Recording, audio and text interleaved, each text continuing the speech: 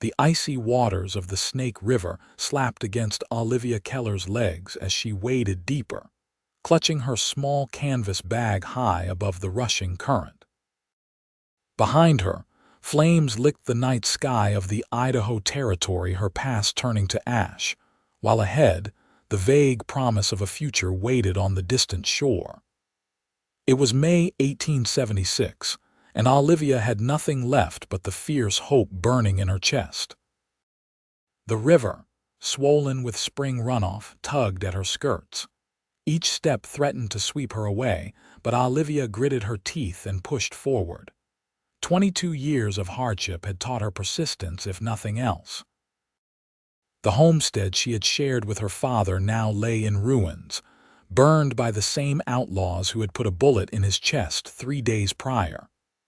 She'd buried him alone, packed what little she could salvage, and fled before they returned. Halfway across, the river bottom dropped suddenly. Olivia gasped as frigid water reached her waist, then her chest. Her feet slipped on the smooth stones beneath, and for a terrifying moment the current caught her. She flailed, her bag slipping from her grasp. With desperate fingers she snatched it before it could be carried away, but water soaked through the canvas, weighing her down further. Just as panic began to overwhelm her, strong hands seized her arms. A deep voice cut through the roar of the river. "Hold fast, madam." Olivia found herself pulled through the remaining water and onto the muddy bank. She collapsed onto her knees, coughing and shivering, still clutching her sodden bag.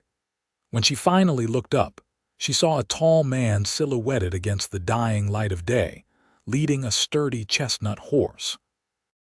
"You picked a dangerous crossing," the stranger said, removing his duster and draping it over her trembling shoulders.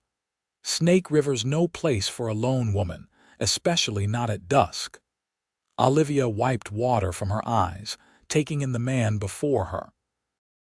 He wore simple, practical clothing, worn riding boots, sturdy trousers, and a faded blue shirt beneath a leather vest. A revolver hung at his hip, and his cowboy hat was pulled low, shadowing his features in the fading light. "I didn't have much choice," she managed between chattering teeth. He studied her for a moment, then glanced across the river toward the distant glow of fire. "That your place burning?" Olivia nodded, unable to look back at the destruction. "Hanley's gang," again she nodded. The cowboy's jaw tightened. "They've been causing trouble all through this territory." He extended a hand to help her stand. "Name's Vincent Lawson. Most folks call me Vince." "Olivia Keller," she replied, accepting his assistance. Her legs felt like water beneath her, and she stumbled slightly. "Where are you headed, Miss Keller?" Vince asked, steadying her. "Boys," she answered, though in truth she had no real plan beyond reaching the town. "I heard there's work there." Vince nodded slowly. "It's a 3-day ride, and that's if you've got a horse." His eyes dropped to her sodden bag, "which I'm guessing you don't." Olivia lifted her chin. "I'll manage." A ghost of a smile touched his lips. "No doubt you would, but night's coming and these parts aren't safe." He gestured to a thin trail of smoke rising from beyond a small copse of trees. "My camp's just yonder. You can dry off, get warm. Tomorrow I can take you as far as Boys." Suspicion flared in Olivia's chest. "Why would you help me?" Vince's expression remained steady. "Because out here, folks help each other survive. That's the code of the West, Miss Keller. Besides," he added, his voice softening slightly, "looks like you could use a friend right about now." Olivia hesitated, weighing her options. She was soaking wet, exhausted, and the thought of facing another night alone in the wilderness was more than she could bear. And there was something in Vincent Lawson's steady gaze that inspired trust rather than fear. "Thank you," she finally said. "I accept your offer." Vince nodded, taking her bag and securing it to his saddle. "Can you ride?" "Since I was a child." "Good." He helped her mount the chestnut horse, then took the reins and began leading the animal toward his camp. Coffee's probably still hot. And I've got venison stew that'll put some warmth back in your bones." As they moved away from the riverbank, Olivia cast one final glance across the water. The glow from her burning homestead had faded to a dull red smudge against the darkening sky. 22 years of memories reduced to embers. She turned away, fixing her gaze on the path ahead and the broad shoulders of the cowboy leading the way. Perhaps hope wasn't all she had after all. Vince's camp was simple but well organized, nestled in a small clearing surrounded by ponderosa pines. A small fire burned cheerfully, a cast iron pot hanging above it. Nearby stood a lean-to shelter with a bedroll spread beneath it. "It's not much," Vince said as he helped Olivia down from the horse, "but it's dry." Olivia's limbs felt stiff with cold. "It looks perfect to me." Vince moved efficiently around the camp, first tending to his horse, then retrieving a spare shirt and trousers from his saddlebags. "These will be too big, but they're dry. You can change behind those trees. I'll keep my back turned." Grateful, Olivia took the offered clothes and retreated to change. The shirt indeed hung like a dress on her frame, and she had to roll the trousers several times at the ankle, but the dry fabric against her skin was heavenly. She spread her wet dress and petticoats over low-hanging branches, hoping they might dry overnight. When she returned to the fire, Vince had his back to her as promised, stirring the pot of stew. He'd removed his hat, revealing thick dark hair with a slight wave to it. "You can turn around," Olivia said softly. Vince glanced over his shoulder, then fully faced her. In the firelight, she could better see his features' strong jawline covered with several days' worth of stubble, straight nose, and eyes the color of a summer storm. He was younger than she'd initially thought, perhaps 30, with lines at the corners of his eyes that spoke of squinting against harsh sunlight. "Feel better?" he asked. "Much." She moved closer to the fire, extending her hands toward its warmth. "Thank you." Vince nodded, then ladled stew into a tin bowl and passed it to her along with a spoon. "Eat. You'll warm up faster with food in your belly." The stew was simple but delicious, rich with tender venison and wild onions. Olivia hadn't realized how hungry she was until the first bite touched her tongue. She ate quickly, accepting a second helping when Vince offered it. "When did they come?" Vince asked after she'd finished, pouring coffee into a tin cup for her. Olivia wrapped her fingers around the warm cup. 3 days ago. My father and I had a small homestead across the river. We kept to ourselves, didn't have much worth taking, but Hanley and his men." She swallowed hard. "They came at dawn, said our land was now part of their territory. When my father protested, they shot him. Would have done the same to me, I think, but I managed to hide in the root cellar." "I'm sorry about your father," Vince said quietly. "He was all the family I had left. My mother died of fever when I was 12. Olivia stared into the flames. "I buried him yesterday morning. Then I packed what I could and left before they returned. I saw them coming back as I reached the river. They torched everything." Vince's expression hardened. "Hanley thinks he can claim whatever land he wants between here and Boise. He's been running off settlers and homesteaders for months now. Marshall in Boise has a wanted poster, but no one's been able to bring him in. You know much about him?" "Enough to steer clear." Vince sipped his coffee. "He and his gang worked as hired guns for the railroad a few years back, driving off farmers who wouldn't sell. When that job dried up, they decided to carve out their own kingdom." Olivia studied him over her coffee cup. "And what about you, Mr. Lawson? What brings you to these parts?" "Just passing through. I work cattle drives mostly, but between seasons I find odd jobs where I can." He set down his cup. "I was heading to Boise to see about work when I spotted you in the river." "Lucky for me. Lucky for both of us," Vince replied with a slight smile. Gets lonely on the trail." They sat in companionable silence for a time, listening to the crackling fire and the distant calls of night birds. Despite everything, Olivia felt a strange peace settle over her. Perhaps it was simple exhaustion, or perhaps it was the reassuring presence of the quiet cowboy across from her. "You should get some rest," Vince eventually said, rising to his feet. "Take the shelter, I'll sleep by the fire," Olivia frowned. "I can't take your bed. It's just a bedroll, madam, not the presidential suite at a fancy hotel." His tone was light, almost teasing. "And I've slept under the stars more nights than I can count." Too tired to argue further, Olivia nodded her thanks and retreated to the lean-to. The bedroll smelled of leather and pine, not unpleasant, and despite the day's trauma, sleep claimed her almost immediately. She awoke once in the night, momentarily disoriented by the unfamiliar surroundings. Through the opening of the lean-to, she could see Vince sitting by the fire, rifle across his lap, keeping watch.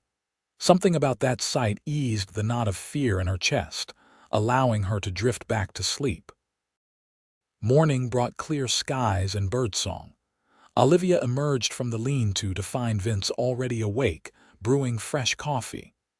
"Your clothes should be dry," he said by way of greeting, nodding toward where her dress and undergarments hung. "We'll head out after breakfast if that suits you." "Yes, thank you." Olivia gathered her clothes and retreated to change once more. Her simple brown dress bore water stains but had indeed dried overnight. She finger-combed her auburn hair as best she could, twisting it into a practical braid that hung down her back. Breakfast was hardtack softened in coffee and strips of dried beef. As they ate, Vince outlined their journey. "We'll follow the river for about 10 miles, then cut northwest through Danskin Mountains. There's a trading post at Prairie where we can rest the horse and get fresh supplies. If we make good time, we'll reach Boys day after tomorrow." "Do you know Boys well?" Olivia asked. Vince shrugged. "Well enough. Spent a winter there once, working at the livery. It's growing fast, lots of opportunities for those willing to work hard." "That would be me," Olivia said. "I'm not afraid of hard work." I gathered that. There was respect in his voice. "What sort of work are you looking for? Anything honest. I can cook, clean, so. My father taught me bookkeeping too." "Bookkeeping, huh? That's not a common skill for a homesteader's daughter." Olivia smiled faintly. "My father wasn't always a homesteader. He was a schoolteacher back in Missouri before my mother died. After we lost her, he couldn't bear to stay, said we needed a fresh start, so we came west. Seems to be a common tale out here. Everyone's running from something or toward something." Vince stood, gathering their breakfast things. "Sometimes both." "And which are you, Mr. Lawson? Running from or toward?" He paused, something unreadable flickering across his face. "Bit of both, I suppose, same as most." Before Olivia could press further, he moved to break down the camp with practiced efficiency. Within 30 minutes, all evidence of their stay had been erased, save for the cold ashes of their fire. Vince helped Olivia mount the chestnut horse, then swung up behind her. She tensed slightly at the proximity, unused to being so close to a man who wasn't her father. Vince seemed to sense her discomfort. "Apologies for the close quarters," he said, his voice low near her ear. "But Buck here can't carry 2 riders for long distances if we ride separately." Olivia nodded, forcing herself to relax. "It's fine. I understand." They set off at a steady pace, following the curve of the river. The morning air was crisp and clean, carrying the scent of pine and wild sage. Despite her losses, Olivia found herself admiring the beauty of the Idaho landscape, the rolling hills giving way to distant mountains, the clear blue sky stretching endlessly overhead. As they rode, Vince proved to be surprisingly knowledgeable about the land, pointing out edible plants and explaining how to read the weather from cloud patterns. His deep voice was pleasant, and Olivia found herself drawn into conversation more easily than she'd expected. "Have you always been a cowhand?" she asked as they paused to rest the horse near midday. Vince handed her a canteen of water before answering. "No, my father owned a small ranch in Colorado. I grew up working the land, learning to handle cattle." A shadow passed over his face. "Lost it all in '68. Drought killed our herd, then fever took my parents within a month of each other." "I'm sorry," Olivia said softly. Vince shrugged, but the casual gesture couldn't hide the pain in his eyes. "It was a long time ago. I was 24, old enough to make my way. Been drifting since, working where I can. No family of your own. Hard to raise a family when you're always moving." He took a drink from the canteen. "What about you?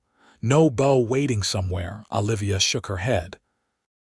"Not much opportunity for courting when you live 10 miles from the nearest neighbor. Besides, my father needed me." She traced patterns in the dirt with a stick. "There was a man once, son of a farmer near our first homestead. We were sweet on each other, but his family moved to Oregon 3 years ago. He asked me to go with him, but I couldn't leave my father alone." "Sounds like you're a loyal daughter." "I try to be." Olivia's throat tightened. "I just wish I could have done more when those men came." Vince's expression grew serious. "You survived, Miss Keller. That's what matters. And from what I've heard of Hanley's gang, if you tried to intervene, you'd be buried beside your father now." The blunt truth of his words hit hard, but Olivia appreciated his honesty. Too many people offered empty platitudes in the face of tragedy. "Call me Olivia," she said suddenly. "If we're going to be traveling together, Miss Keller seems too formal." A smile touched Vince's lips. "Olivia it is then, and I'm just Vince." They continued their journey, the rhythm of the horses' hooves and the shared warmth between them creating a strange sense of intimacy. By late afternoon, they'd left the river behind and were climbing into the foothills of the Danskin Mountains. The terrain grew more challenging, forcing them to slow their pace. "We'll stop for the night soon," Vince said as the sun began its descent. "There's a good spot about a mile ahead, sheltered hollow with a small spring." True to his word, they soon arrived at a natural depression in the land, ringed by boulders and a stand of aspen trees. A clear spring bubbled up from the ground, creating a small pool before continuing downhill as a narrow creek. Vince dismounted first, then helped Olivia down, his hands strong and steady at her waist.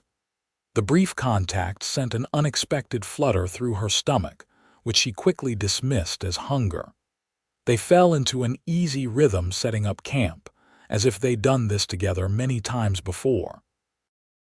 Olivia gathered firewood while Vince tended to Buck, then worked together, preparing a simple meal of jerky softened in a pot with wild onions and the last of the dried beans.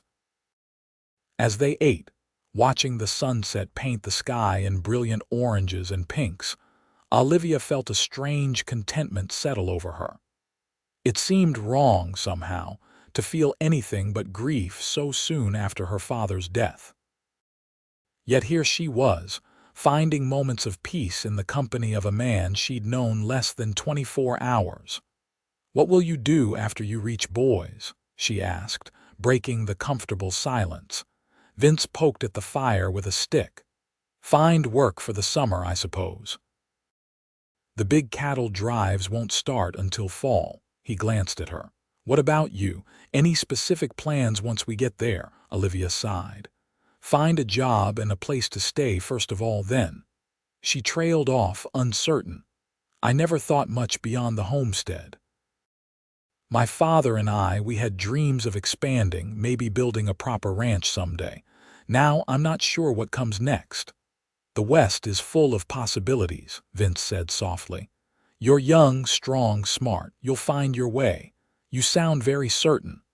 I've met a lot of people in my travels. I can usually tell who's got the grit to make it out here." His gray eyes met hers across the fire. "You do." The simple statement, delivered with such conviction, warmed her more than the fire. "Thank you," she whispered.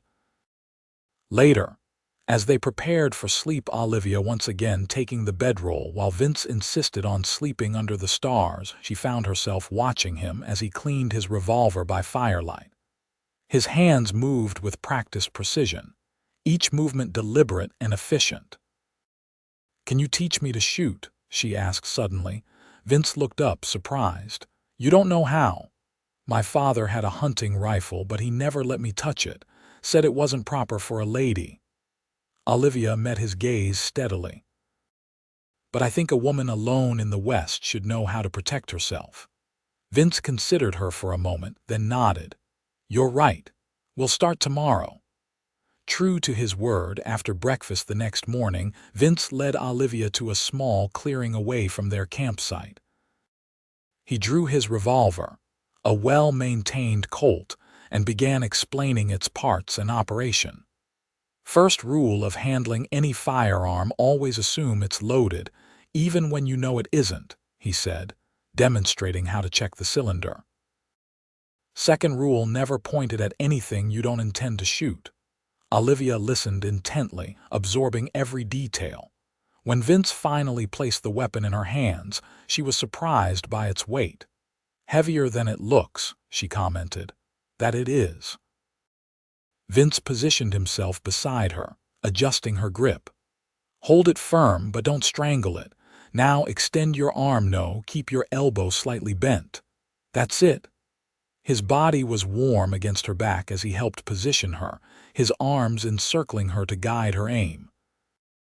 Olivia felt her heart quicken but forced herself to focus on his instructions rather than his proximity. "See that knot on the pine tree? That's your target. Take a deep breath, let half of it out, then squeeze the trigger gently. Don't jerk it." Olivia did as instructed. The revolver's report was deafening and the kickback stronger than she'd anticipated. Her shot went wide, missing the tree entirely. "That's normal for a first try," Vince assured her. "Let's do it again." They spent nearly an hour practicing, with Vince patiently correcting her stance and grip. By the end, Olivia was hitting her target more often than not, and the feeling of empowerment was intoxicating. "You're a natural," Vince said as they prepared to resume their journey. "A few more sessions and you'll be outshooting half the men and boys." Olivia smiled, pleased with the praise. "It helps to have a good teacher." They broke camp quickly and continued their journey, pushing deeper into the mountains. The trail narrowed, forcing them to proceed more carefully. Around midday, they crested a ridge that offered a spectacular view of the valley below. "It's beautiful," Olivia breathed, taking in the panorama of forests, meadows, and distant peaks. "One of my favorite spots in all of Idaho," Vince agreed. "I try to come this way whenever I'm passing through just for this view." As they sat enjoying the vista, Buck suddenly tossed his head, ears pricked forward. Vince tensed immediately, his hand moving to his revolver. Something's got him spooked. Seconds later, they heard the distant sound of horses approaching. Vince quickly led Buck behind a stand of rocks, motioning for Olivia to follow. "Could be nothing," he whispered, "but better safe than sorry." They waited in tense silence as the sounds grew closer. Soon, Olivia could make out voices, rough, male laughter, and the occasional shout. Her blood ran cold when she heard one name mentioned, Hanley. "It's them," she whispered, her voice barely audible. Vince's expression hardened. "Stay here. Don't move no matter what happens." Before Olivia could protest, he had slipped away, moving with surprising stealth through the underbrush toward the approaching riders. Terrified but determined to help if needed, Olivia cautiously peered around the rocks. 4 riders appeared on the trail below, moving at a leisurely pace. Even from a distance, Olivia recognized the lead rider, a large man with a shock of red hair and a bushy beard. Jeb Hanley, the man who had murdered her father without hesitation. Her hand instinctively moved to the revolver Vince had left with her. She could take aim from here, could end the man who had destroyed her life. Her finger trembled near the trigger, but before she could act, the sound of a rifle being cocked echoed across the ridge. Vince stood on an outcropping above the trail, his rifle aimed at the riders. "That's far enough, Hanley," his voice rang out. The riders halted abruptly, hands moving toward their weapons. "I wouldn't," Vince called. "I've got the high ground and a clear shot at each of you." Hanley squinted up at him. "Who the hell are you?" "Someone who doesn't appreciate you terrorizing honest folks and burning them out of their homes." A slow, ugly smile spread across Hanley's face. "Ah, you must be talking about old man Keller. Shame about that. But a man should know better than to draw on me."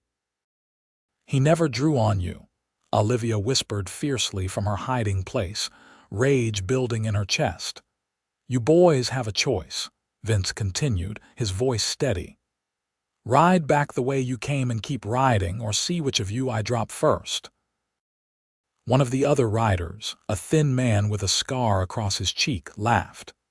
"There's 4 of us and one of you, mister. You might get 1 or 2 of us, but you won't get us all." "Maybe," Vince agreed, "but Hanley there will definitely be first. Ask yourselves if you're willing to die for him today." A tense silence fell. Olivia could see the men exchanging glances, weighing their options. "We got no quarrel with you," Hanley finally said. "We're just passing through. Then pass through back the way you came, and stay out of these mountains." For a moment, Olivia thought violence was inevitable.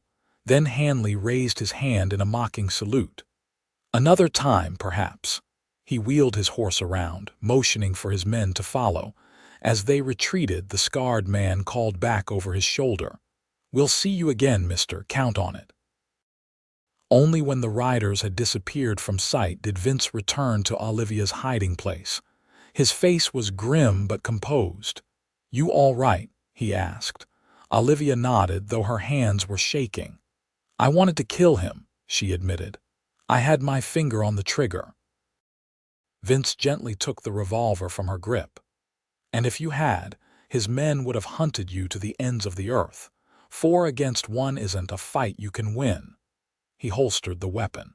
"Besides, killing a man, even one who deserves it, changes you in ways you can't imagine." The weight of his words suggested personal experience, but Olivia didn't press. Instead, she asked, "Will they really come back?" "Not today. But men like that don't forget being challenged." Vince helped her to her feet. "We should keep moving. I'd like to reach Prairie before nightfall now." They rode hard for the remainder of the day, pushing Buck as much as they dared on the rough mountain trails. The encounter with Hanley's gang had created a new urgency to their journey, and conversation was sparse as both remained vigilant for signs of pursuit. By sunset, the small settlement of Prairie came into view, little more than a trading post, a saloon, and a handful of rough cabins clustered in a high meadow. Despite its modest appearance, Olivia felt relief wash over her at the sight of civilization. The trading post doubled as a rudimentary inn, offering simple meals and basic accommodations. The proprietor, a weathered man named Thaddeus Jenkins, greeted Vince with recognition. "Lawson, been a spell since you passed through," he said, extending a hand. His curious gaze shifted to Olivia. "And who might this be?" "Olivia Keller," Vince replied before she could speak. "We're traveling to Boise."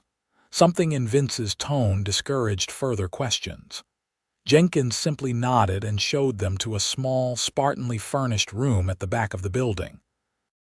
"Only got the 1 room available," he apologized. "Spring traders came through yesterday and took most of my beds." Vince glanced at Olivia. "I can sleep in the stable with Buck." "Nonsense," Jenkins interjected. Rooms got 2 beds, perfectly respectable for traveling companions. Unless there's something improper about your arrangement. His bushy eyebrows rose questioningly. Nothing improper, Olivia said quickly, feeling heat rise to her cheeks. Mr. Lawson has been a perfect gentleman. Jenkins seemed satisfied with this. Supper's in an hour. Nothing fancy, but it's hot and there's plenty of it. After he left, an awkward silence fell between Olivia and Vince. The small room suddenly seemed even smaller. I truly can find other arrangements, Vince offered. Olivia shook her head. After what happened today, I'd feel safer with you nearby. She attempted a light smile. Besides, as Mr. Jenkins pointed out, there are 2 beds. The trading post's dining room was crowded with travelers and local residents, the air thick with tobacco smoke and conversation. Olivia felt acutely aware of being the only woman present, but Vince's steady presence beside her provided a buffer against the curious stares. The meal was indeed simple venison stew, cornbread, and strong black coffee, but after days of trail rations, it tasted like a feast. As they ate, Vince quietly pointed out various characters around the room. Fur trappers at that table, getting rare these days, but they still find work in the high country. Those 3 by the door are probably miners from the camps north of here. And that fellow in the corner, the one trying not to be noticed, I'd wager he's running from the law. Olivia followed his gaze to a nervous-looking young man hunched over his meal. How can you tell? Eyes always on the door, flinches whenever anyone new walks in, keeps his back to the wall. Vince took a sip of coffee. You learn to read people when you spend enough time on the road. And what do you read in me? Olivia asked impulsively. Vince studied her for a moment, his gray eyes thoughtful. Strength, determination, intelligence. A slight smile softened his features. And a goodness that hardship hasn't managed to stamp out yet. The unexpected depth of his assessment left Olivia momentarily speechless. Before she could formulate a response, Jenkins approached their table. Word just came in, he said in a low voice. Hanley's gang hit a homestead about 10 miles east of here this morning. Family of 4, only the youngest child survived by hiding in the root cellar. Olivia's spoon clattered against her bowl. The parallels to her own experience were too stark to ignore. Vince's expression darkened. Were they headed this way? Jenkins shook his head. North, according to the boy, toward the mountains. Away from boys, then, Vince murmured, exchanging a glance with Olivia. We should be safe to continue tomorrow. Safe is a relative term with Hanley's bunch around, Jenkins warned. They've been growing bolder these past months. Marshall and Boys has called for volunteers to form a posse, but so far there haven't been many takers. Hanley's got a reputation for vengeance. After Jenkins moved on to other tables, Olivia leaned forward. This can't continue, she said quietly. How many more families will suffer what I did? What that poor child just experienced? The law will catch up to him eventually, Vince replied, though he didn't sound entirely convinced. Will it? Or will men like Hanley continue to prey on those weaker than themselves while good people look the other way? There was an edge to Olivia's voice she couldn't suppress. Vince's expression was unreadable. What would you have me do, Olivia? 1 man against 4 armed killers isn't heroism, it's suicide. I'm not asking you to face them alone, but there must be something that can be done. Sometimes the only thing you can do is survive. Vince's tone suggested the conversation was closed. We should get some rest. We have another long day ahead of us tomorrow. Back in their room, the tension between them remained. Olivia prepared for bed in silence, using the small basin of water provided to wash her face and hands before changing into Vince's spare shirt, which she'd continued to use as a nightdress. When she emerged from behind the privacy screen, Vince was seated on the edge of his bed, removing his boots. He kept his eyes averted, a gesture of respect that touched her despite her lingering frustration with him. "I apologize if I overstepped earlier," Olivia said softly. "It's not my place to tell you what risks to take." Vince sighed, setting his boots aside. "No need to apologize. Your anger is justified." He finally looked up at her. "I've spent years keeping my head down, avoiding trouble, surviving. It becomes a habit, sometimes not a particularly honorable one."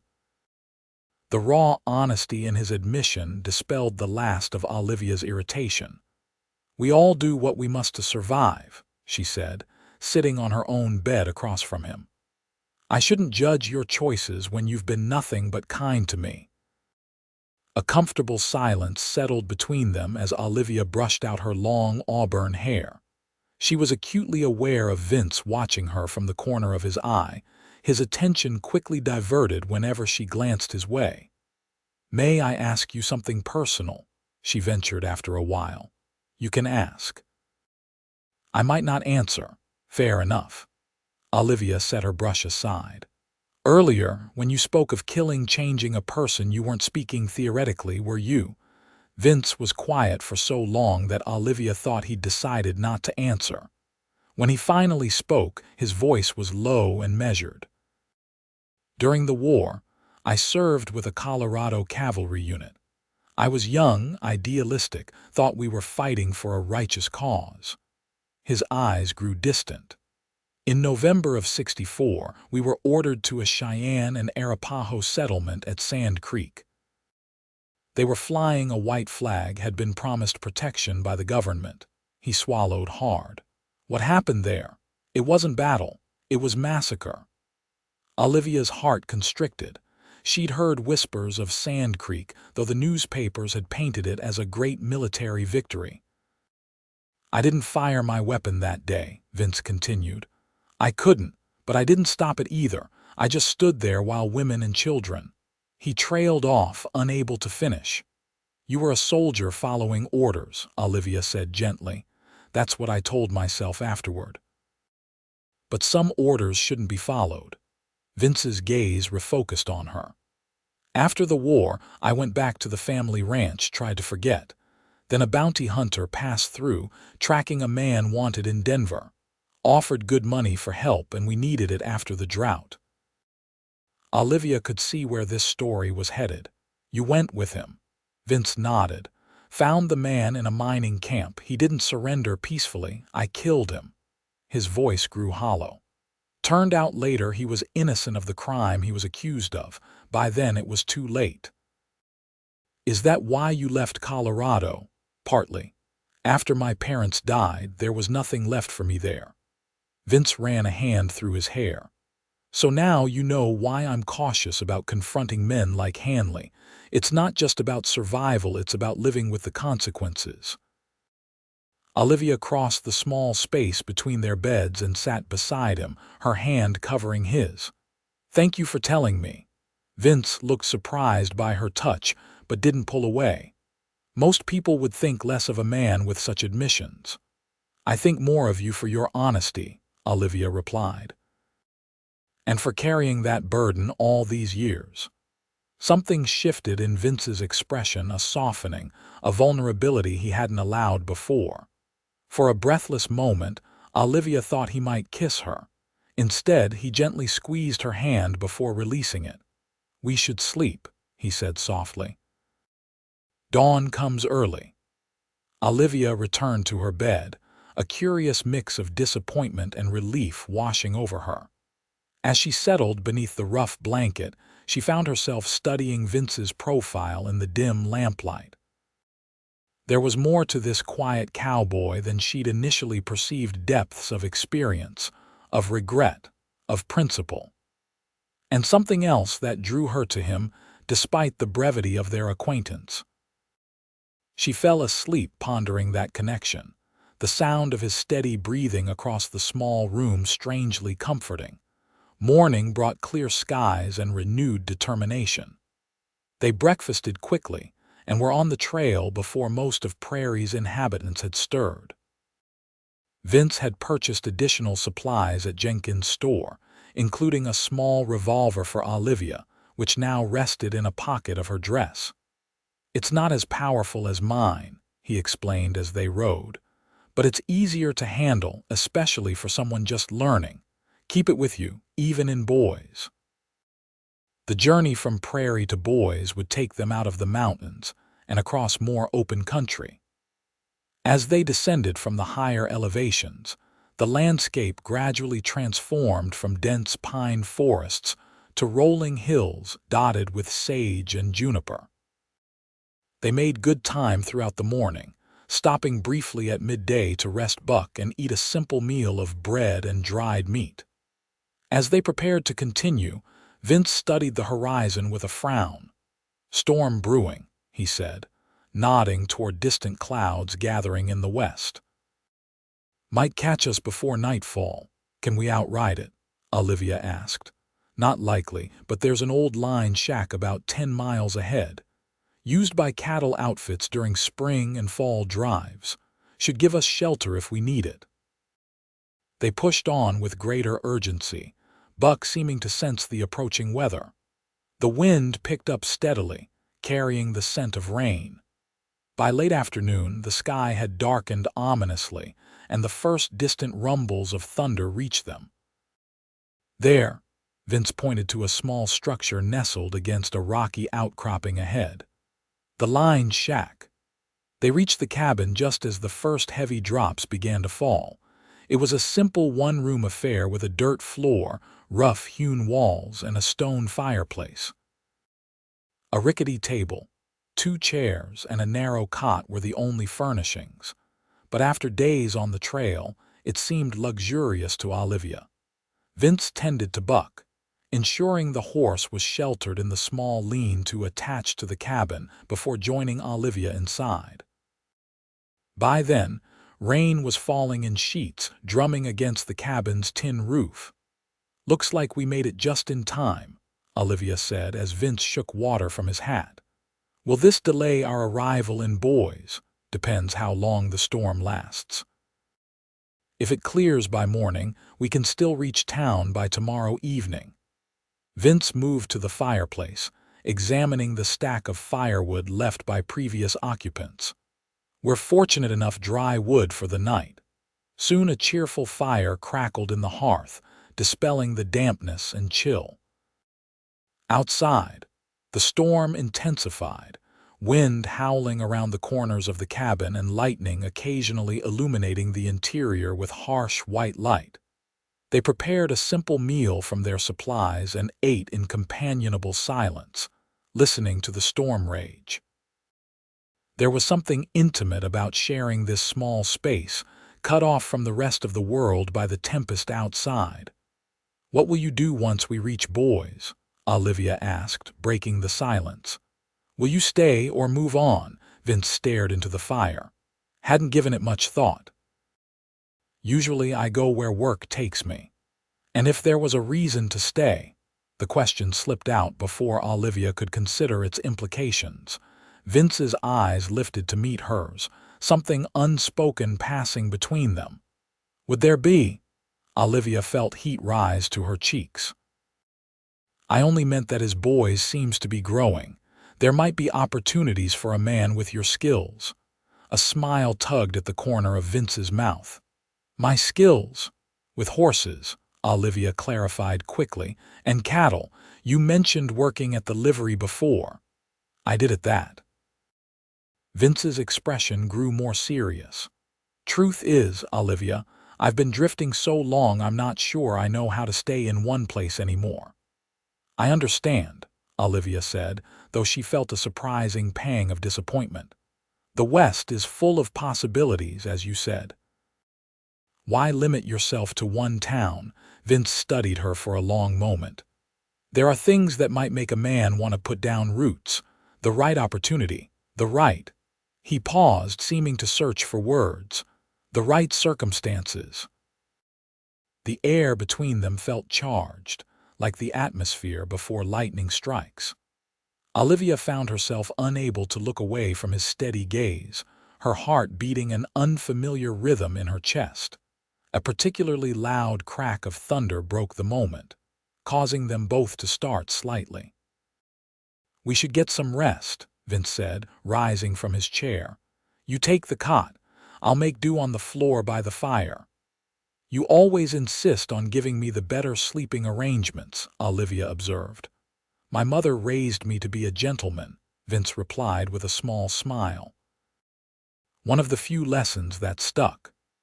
As Olivia settled onto the narrow cot, she watched Vince spread his bedroll near the hearth. Despite the storm raging outside and the uncertainty of what awaited in boys, she felt oddly at peace.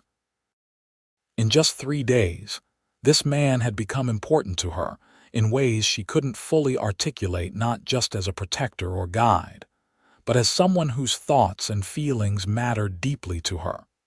The realization was both exhilarating and terrifying. Her father's death, the loss of her home, everything had happened so quickly that she'd had little time to process her emotions. Was her growing attachment to Vince merely a response to trauma, a desperate reaching for stability in the midst of chaos? Or was it something more genuine, something that might have blossomed even under ordinary circumstances? Lightning illuminated the cabin briefly, revealing Vince watching her from his place by the fire. Their eyes met in that flash of brilliance, and Olivia felt something shift between them, a silent acknowledgement of connection that transcended their brief acquaintance. Then darkness returned, leaving her with only the sound of rain and the comforting knowledge of his presence across the room. Morning brought clear skies and a freshly washed landscape.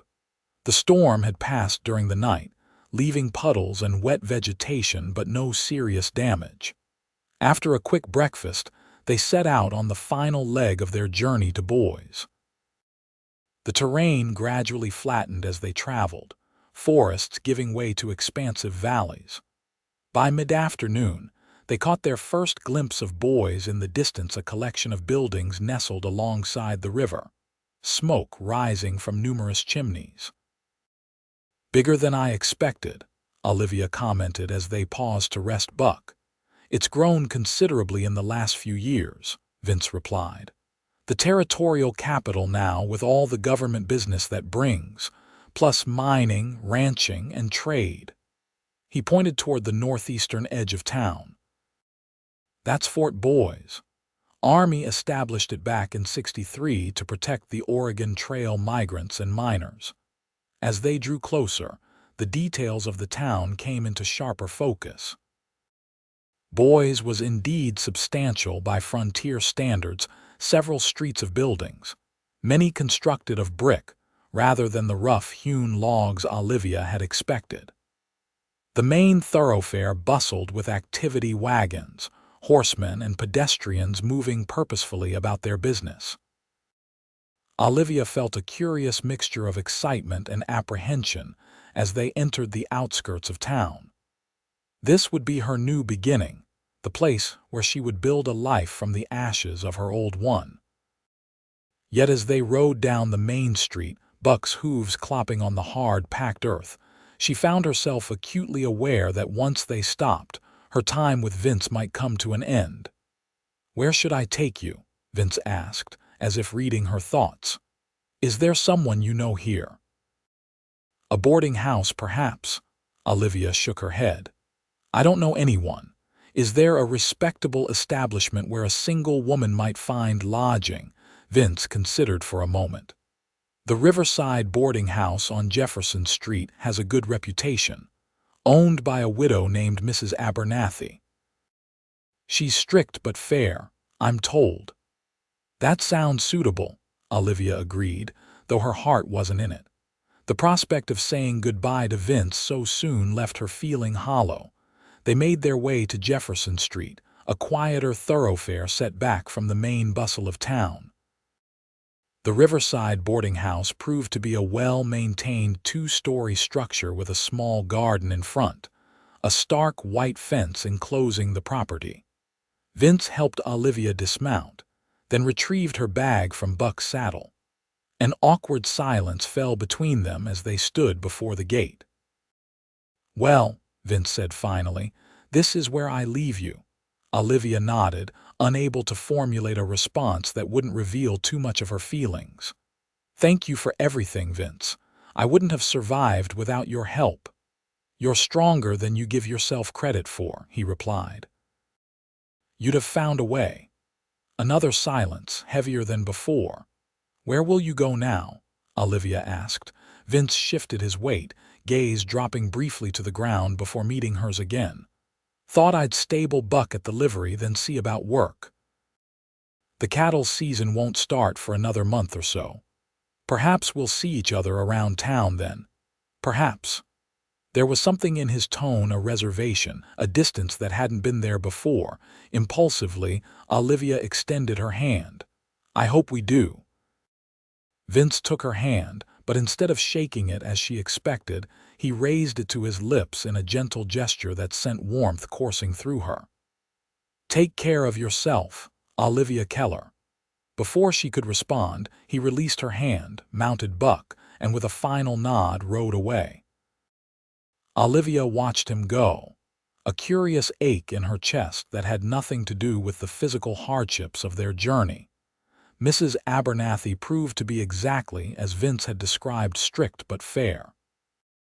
She was a tall, thin woman of perhaps 60, with iron-gray hair pulled into a severe bun and sharp eyes that seemed to miss nothing. "I run a respectable establishment, Miss Keller," she said after Olivia explained her situation. "No gentlemen callers in private rooms, no returning after 9 in the evening, and absolutely no spirits on the premises." "I understand completely," Olivia assured her. The room was small but clean, with a narrow bed, a washstand, and a tiny writing desk beneath the single window. The cost was reasonable, $2 per week, including breakfast and supper. "There's a communal sitting room downstairs for receiving visitors," Mrs. Abernathy explained.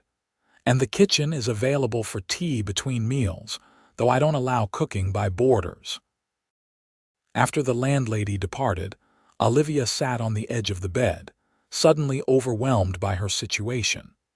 She was alone in a strange town, with limited funds and no immediate prospects. The small revolver Vince had given her seemed a cold comfort as she contemplated the challenges ahead. Yet she had survived worse in recent days. With renewed determination, Olivia washed her face, changed into her cleanest dress, and set out to familiarize herself with boys and, more importantly, to seek employment. Over the next 2 days, Olivia explored the town thoroughly, inquiring at various businesses about work opportunities. She discovered that boys, despite its size, had a tight-knit community where newcomers were subject to careful scrutiny. Without references or connections, securing respectable employment proved challenging. By the 3rd day, her initial optimism had dimmed considerably. She had applied for positions at the Mercantile, the hotel, and even the territorial offices, but had received only vague promises to consider her application. Her funds, meager to begin with, were dwindling rapidly. It was while returning to the boarding house, spirits at their lowest ebb, that Olivia passed the Boys Valley Bank. On impulse, she entered the imposing brick building. The interior was cool and quiet, the polished counter separating customers from several clerks who worked at high desks. An older gentleman in a well-tailored suit observed operations from a glass-walled office to the side. Olivia approached the counter, summoning her courage. "Excuse me, I'd like to inquire about employment opportunities." The clerk, a young man with spectacles and a dubious expression, looked her up and down. "The bank doesn't typically employ women, miss." "Perhaps not typically," Olivia persisted, "but I'm proficient in bookkeeping and arithmetic. My father ensured I received a thorough education in these matters." The clerk seemed ready to dismiss her when the office door opened, and the older gentleman emerged. "Is there a problem, Mr. Collins?" "No, sir. This young lady was inquiring about employment. I was just explaining our policy." The older man studied Olivia with interest. "I'm Horace Wilson, bank president, and you are Olivia Keller, sir, recently arrived from the eastern part of the territory. And you claim bookkeeping skills." "I do, Mr. Wilson. My father was a school teacher before becoming a homesteader. He taught me thoroughly." Wilson considered this. "Our current bookkeeper is leaving at month's end to join his son's business in Portland. Finding a replacement has been challenging." He gestured toward his office. "Perhaps a demonstration of your skills would be in order." For the next hour, Wilson tested Olivia's knowledge with increasingly complex accounting problems. By the end, even the skeptical clerk seemed impressed. "You have unusual proficiency for someone without formal training, Miss Keller," Wilson said finally. "However, employing a woman in such a position would be unprecedented for our institution." Olivia's heart sank, but she maintained her composure. "I understand your concern, Mr. Wilson. Perhaps I could work on a trial basis. If my performance proves unsatisfactory, you would be under no obligation to continue the arrangement." Wilson stroked his beard thoughtfully. "A 2-week trial, then. Half the usual salary during this period. If satisfactory, full position and salary thereafter." He extended his hand. "Do we have an agreement?" Olivia could scarcely believe her luck. "We do indeed, Mr. Wilson. Thank you for this opportunity. Report tomorrow morning at 8 o'clock sharp. Mr. Collins will show you the systems." Wilson's expression turned stern. "I must warn you, Miss Keller, banking requires absolute precision and discretion. Any errors or breaches of confidentiality will not be tolerated." "I understand perfectly, sir." As Olivia left the bank, her step was lighter than it had been in days. Employment respectable, skilled employment would provide not just financial security, but a place in the community. Perhaps boys could truly become home. Her elation carried her all the way to the boarding house, where Mrs. Abernathy greeted her with unusual warmth upon hearing the news. "The bank, no less. That's a fine position for a young woman. Mr. Wilson has a reputation for integrity in business matters." Over supper that evening, Olivia found herself sharing a table with 2 other boarder sisters who worked as seamstresses for a local dressmaker. They offered congratulations on her new position and practical advice about life in boys. "You must join us for church on Sunday," the elder sister, Martha, insisted. "It's the best way to meet respectable people in town." For the first time since arriving in Boise, Olivia felt a sense of belonging beginning to take root.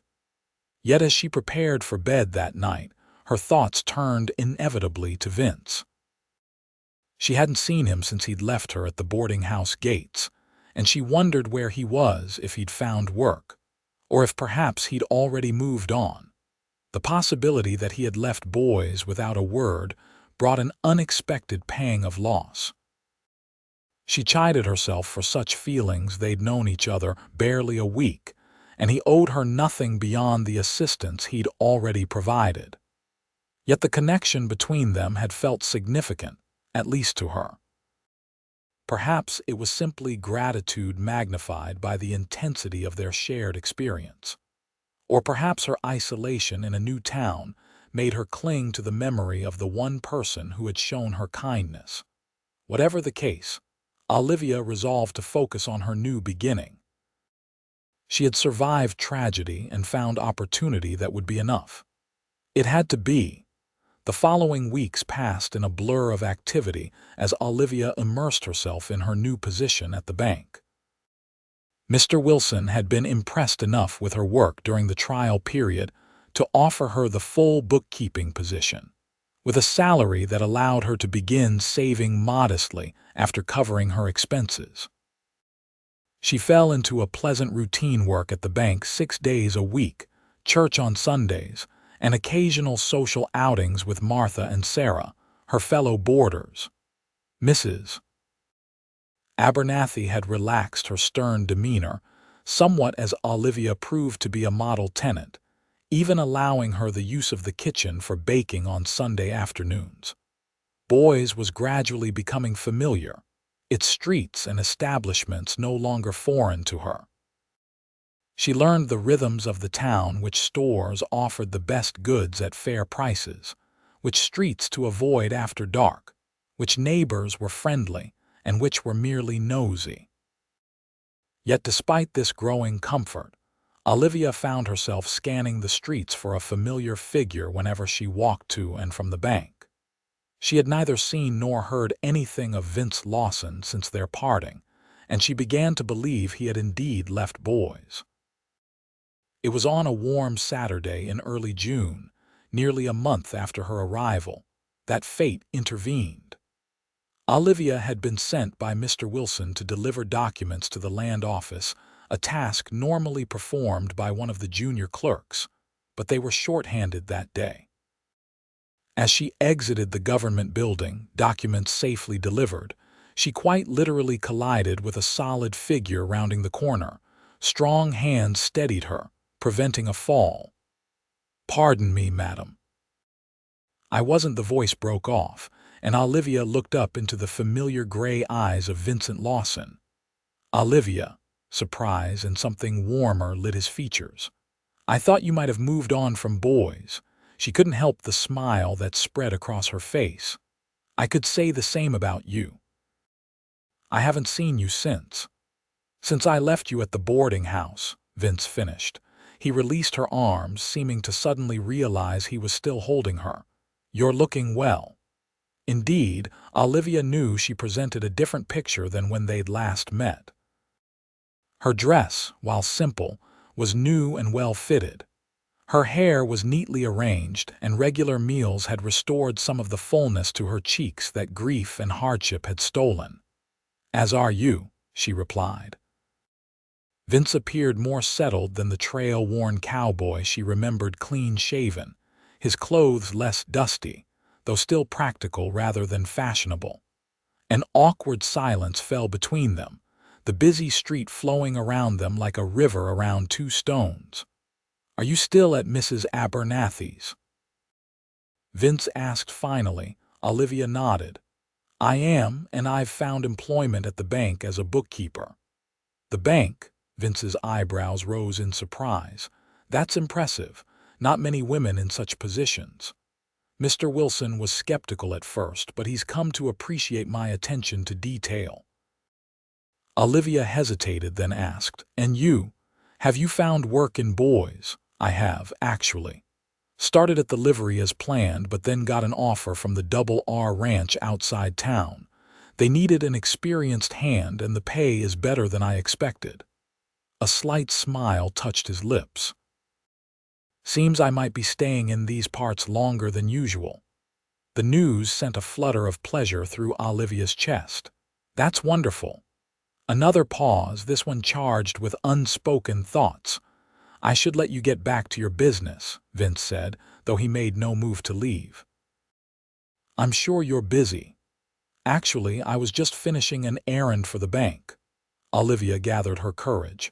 "I was planning to stop for tea at the cafe on the corner before returning.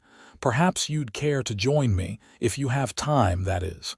Vince's expression brightened. "I'd like that. I have some time before I need to head back to the ranch." The cafe was a small, pleasant establishment with checkered tablecloths and windows that opened onto the street, allowing the summer breeze to circulate. They found a table near the back, away from the curious glances of other patrons. Over tea and slices of apple pie, they gradually rediscovered the ease of conversation they'd shared on the trail. Vince described his work at the Double R, where he was helping prepare for the upcoming cattle drive to the railheads in Wyoming. The ranch owner, Roland Richards, hence Double R, is getting on in years. His son manages most operations now. They're good people, fair employers. You live at the ranch? Olivia asked. In the bunkhouse with the other hands. It's comfortable enough and the food's decent. Vince took a sip of his tea. What about you? How are you finding boys? Olivia told him about her work at the bank, her fellow boarders, and her growing familiarity with the town. As she spoke, she realized how much she'd wanted to share these small triumphs with him, the first person who had shown her kindness after tragedy. I never properly thanked you, she said suddenly, for saving my life at the river, for protecting me on the journey here. I wouldn't have survived without you. Vince shook his head. You'd have found a way. Like I said before, you're stronger than you know. Nevertheless, I'm grateful. Their eyes met across the table, and that now familiar current of connection flowed between them. Vince reached across, his fingers lightly brushing hers before he seemed to remember they were in a public place and withdrew. I've thought about you, he admitted quietly. Wondered how you were faring. Why didn't you come find me? The question slipped out before Olivia could consider its propriety. Vince's expression grew thoughtful. Thought it best to give you space to establish yourself. You'd been through so much, lost your father, your home. The last thing you needed was some drifter complicating your fresh start. Is that what you are, some drifter? It's what I've been for a long time. His voice held no self-pity, just simple acknowledgement. Never staying anywhere long enough to put down roots. And now? Olivia asked softly. Vince met her gaze steadily. Now, I'm considering the advantages of more permanent arrangements. The implications of his statement hung in the air between them, neither willing to be the first to acknowledge them directly. Their conversation shifted to lighter topics: the upcoming Independence Day celebrations in Boise, the territorial governor's recent visit, the unusually mild weather they'd been enjoying. Yet beneath this ordinary exchange ran a current of deeper understanding, of possibilities taking shape. When they finally parted outside the cafe, the afternoon sun casting long shadows across the street, Vince asked hesitantly, "Would it be presumptuous of me to call on you properly? At the boarding house, I mean. Sunday afternoon, perhaps?" Olivia felt warmth spread through her chest. "Not presumptuous at all. I would welcome your company." "Until Sunday, then." Vince tipped his hat, a smile lighting his features before he turned and walked away. Olivia watched him go, her heart lighter than it had been in weeks. She had come to Boise seeking safety and a new beginning. Perhaps she had found something more, a chance at happiness she hadn't dared to imagine. Sunday afternoon found Olivia watching the clock with uncharacteristic impatience. She had returned from church services, changed into her second-best dress, a modest blue cotton that brought out the color of her eyes, and was now attempting to focus on a book in the boarding house's sitting room. Mrs. Abernathy had raised her eyebrows when Olivia mentioned she was expecting a caller, but had made no comment beyond reminding her that the sitting room door was to remain open at all times. The other boarders had been less restrained in their curiosity, particularly Martha, who had peppered Olivia with questions about her gentleman friend. At precisely 3 o'clock, a knock sounded at the front door. Mrs. Abernathy answered it with all the formality of a royal butler, ushering Vince into the sitting room with a stern reminder about house rules. Olivia nearly didn't recognize him at first glance. Gone was the trail-worn cowboy. In his place stood a gentleman in a clean shirt, pressed trousers, and polished boots. He'd trimmed his hair and beard and carried his hat respectfully in his hands. "Miss Keller," he greeted her with a slight bow. "Thank you for receiving me." Olivia couldn't help but smile at the formality. "Mr. Lawson, please sit down." For the first few minutes their conversation was stiff with self-consciousness, both acutely aware of Mrs. Abernathy passing by the open door at regular intervals. Gradually, however, they rediscovered their natural rhythm, discussing everything from local politics to their favorite books. Vince, it turned out, was surprisingly well-read for a man who spent most of his life on the trail. Not much to do on long cattle drives except think and talk, he explained. Some of the best conversations I've had were around campfires with old cowboys who carried dog-eared books in their saddlebags. As their conversation deepened, Olivia found herself sharing memories of her childhood in Missouri, of her parents' love for each other, of the journey west after her mother's death. It was hard at first, she admitted. I was 12, grieving my mother and suddenly thrust into a world so different from everything I'd known. But my father needed me to be strong, so I learned to be. Children adapt better than adults sometimes, Vince observed. They bend rather than break. Were you ever married? Olivia asked suddenly, curiosity overcoming propriety, or close to it. A shadow passed over Vince's features. Once, before the war, her name was Rebecca. We grew up neighboring ranches in Colorado, always assumed we'd marry someday. He looked down at his hands. After Sand Creek. I came back changed. She tried to understand, but there were things I couldn't explain, couldn't share. Eventually, she married a banker from Denver. I'm sorry, Olivia said softly. Vince shrugged, though the casualness didn't reach his eyes. It was for the best. She has a good life now, 3 children, a fine house in the city. Better than following a restless man with nightmares. Before Olivia could respond, Mrs. Abernathy appeared with a tea tray, her presence effectively steering the conversation to safer topics. Yet something had shifted between them, a deeper layer of understanding, of trust. When visiting hours ended, Vince rose reluctantly to leave. At the front door, safely out of Mrs. Abernathy's earshot, he asked, "Might I call on you again next Sunday?" "I'd like that very much," Olivia replied. Vince hesitated, then added, "There's a social at the Grange Hall Saturday evening. Dancing, refreshments, nothing fancy but pleasant enough, I thought. That is, would you consider attending with me?" The invitation was unexpected but not unwelcome. "I would be delighted." A genuine smile transformed Vince's features. "I'll call for you at 7 then." As he descended the porch steps, Olivia felt a curious mixture of excitement and trepidation.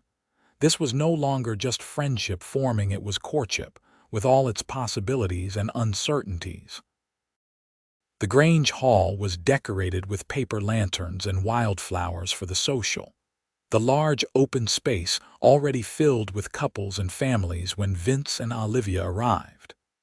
A small band played lively tunes in one corner, while tables laden with refreshments lined the opposite wall.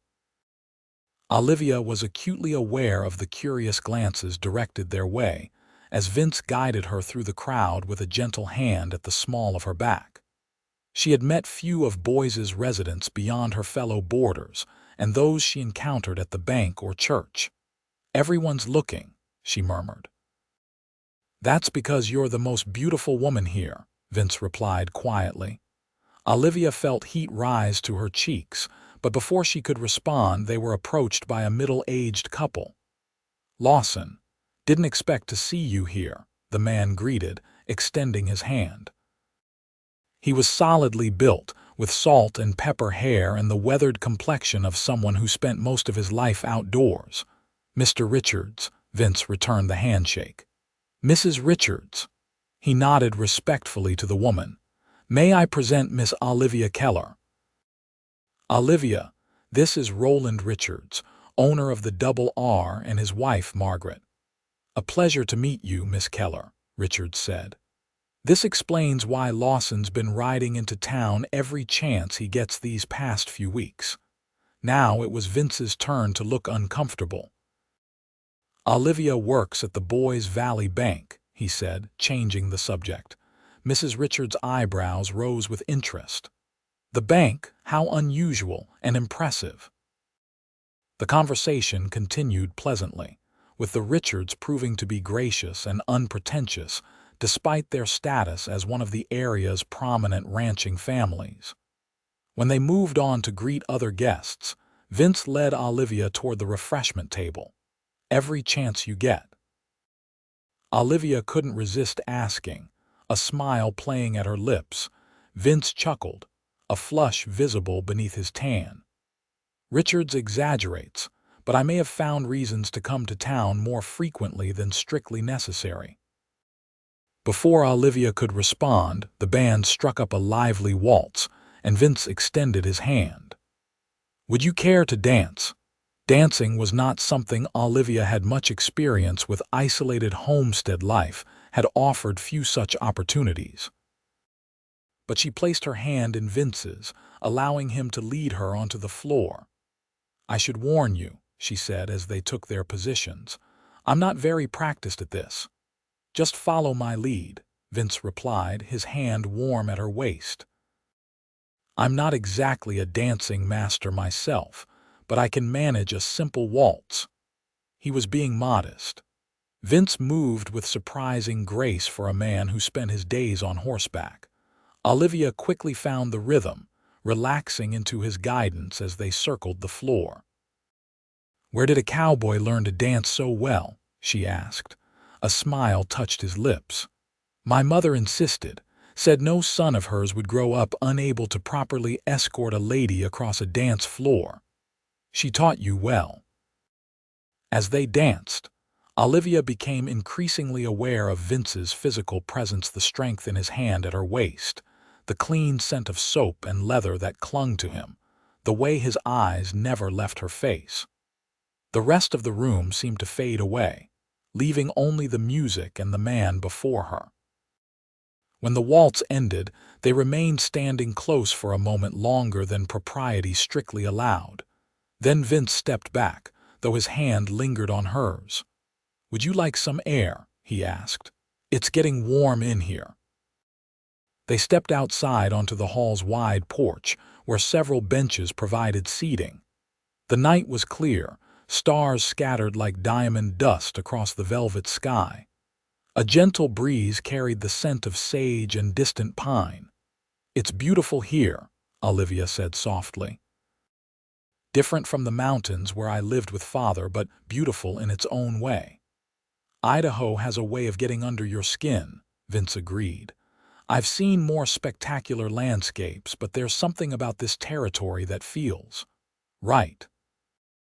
They sat in comfortable silence for a time, the music from within creating a pleasant backdrop to the night sounds, crickets chirping, the occasional whinny from horses tied at the hitching posts, distant laughter from other couples who had sought the cooler air. "I've been thinking," Vince said finally, his voice thoughtful, "about what you said that night in Prairie about Hanley and men like him." Olivia turned to look at him, surprised by the change in subject. "What about it?" "You were right. Looking the other way isn't always the right choice, even when confrontation carries risks." He met her gaze. "The marshal in Boys is organizing a proper posse. He's asked for men with experience in tracking and riding rough country. I've volunteered." Alarm flashed through Olivia. "When?" "Next week. We'll be gone 10 days, maybe 2 weeks. Hanley's gang is dangerous, Vince. You know that better than most." "I do. But so is allowing them to continue terrorizing innocent families." His expression was resolute. "Sometimes a man has to stand for something more than just his own survival." Olivia recognized the quiet determination in his voice, the same quality that had led him to help a stranger struggling in a river, to protect her on their journey to Boys. It was fundamental to who he was, this instinct to defend others, even at personal risk. "I understand," she said finally. "I don't like it, but I understand." Vince took her hand, his thumb tracing gentle circles on her palm. "I'll be careful and I'll come back." The simple promise held weight beyond the words themselves, a commitment not just to return safely, but to return to her. "You'd better," Olivia replied, attempting lightness despite the worry in her chest. "I've only just found you again." Vince's expression softened. With deliberate slowness, he raised his free hand to brush a stray lock of hair from her cheek, his fingers lingering against her skin. "Olivia," he said softly, her name almost a prayer on his lips. The moment stretched between them, taut with unspoken feelings. Then, with gentle determination, Vince leaned forward and kissed her. It was a chaste kiss by some standards respectful. Brief, yet Olivia felt it to her core. When they parted, she saw her own wonder reflected in Vince's eyes. "I've wanted to do that since I pulled you from the river," he admitted, voice rough with emotion. "I'm glad you waited until I was dry," Olivia replied, surprising a laugh from him. From within the hall, the music swelled into another waltz. Vince stood, offering his hand once more. "Shall we return to the dancing?" For the remainder of the evening, they rarely left the dance floor, finding in each other's arms a harmony that transcended the music. When Vince finally escorted Olivia back to the boarding house, they walked slowly, reluctant for the night to end. At the gate, beneath the soft glow of the porch lamp, Vince kissed her once more, a promise sealed beneath the stars. "I'll come see you before the posse leaves," he said as they parted. "And Olivia, thank you for tonight." "For what?" "For making me remember what it feels like to look forward to tomorrow." The following week passed in a blur of anticipation and dread for Olivia. Vince visited twice more before the posse's departure, once for Sunday afternoon tea at the boarding house, and again on Tuesday evening for a quiet walk along the Boys River. During these encounters, their connection deepened, conversations ranging from childhood memories to dreams for the future. Vince spoke of someday having land of his own again, a small ranch where he could raise quality horses.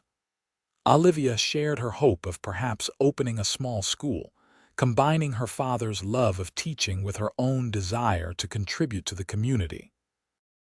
Neither explicitly placed the other in these future visions, yet there was an unspoken understanding that their paths were now intertwined. Each farewell grew more difficult, especially the final one on the eve of the posse's departure. 2 weeks at most, Vince promised as they stood in the boarding house garden, the setting sun painting the sky in fiery hues. "We're following reports that Hanley's gang has established a camp in the Sawtooth Mountains." "Be careful," Olivia urged, unable to suppress her worry. "Hanley knows those mountains. It could be a trap. Marshal Donovan is experienced. He's not leading us blind." Vince's hands were warm around hers. "I'll come back to you, Olivia. You have my word." The kiss they shared was deeper than those before, tinged with the urgency of impending separation. When they finally parted, Vince pressed something into her palm, a small carved wooden horse, rough but recognizable. "Made it myself," he said, a hint of embarrassment in his voice. "Not much of an artist, I'm afraid." Olivia closed her fingers around the carving, deeply touched by the simple gift. "It's perfect, thank you." The following weeks were among the longest of Olivia's life. She threw herself into her work at the bank, volunteered at church activities, and even joined Martha and Sarah for sewing circles in the evenings, anything to keep her mind from constantly worrying about Vince and the dangers he faced. News trickled back to town sporadically. The posse had found signs of the gang's passage through several remote settlements.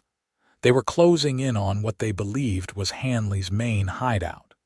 The citizens of Boys followed these reports eagerly, particularly those with family members among the lawmen. Olivia found an unexpected ally in Margaret Richards, who invited her to Sunday dinner at the Double R 2 weeks after the posse's departure. "Waiting is always the hardest part," the older woman confided as they sat on the ranch house porch after the meal. "Roland was with the volunteer militia during the Bannock troubles in '68. Those months of uncertainty nearly drove me mad. How did you bear it? Olivia asked. One day at a time, my dear, and faith in God and in the man I loved. Margaret's kind eyes studied Olivia. Vincent Lawson is a good man.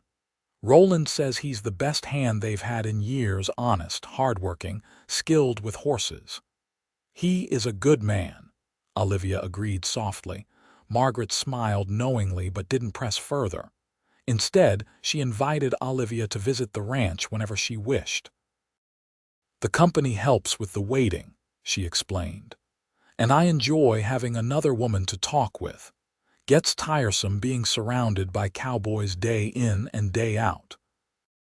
It was during one such visit, nearly 3 weeks after the posse's departure, a week longer than expected, that the first riders returned to the Double R.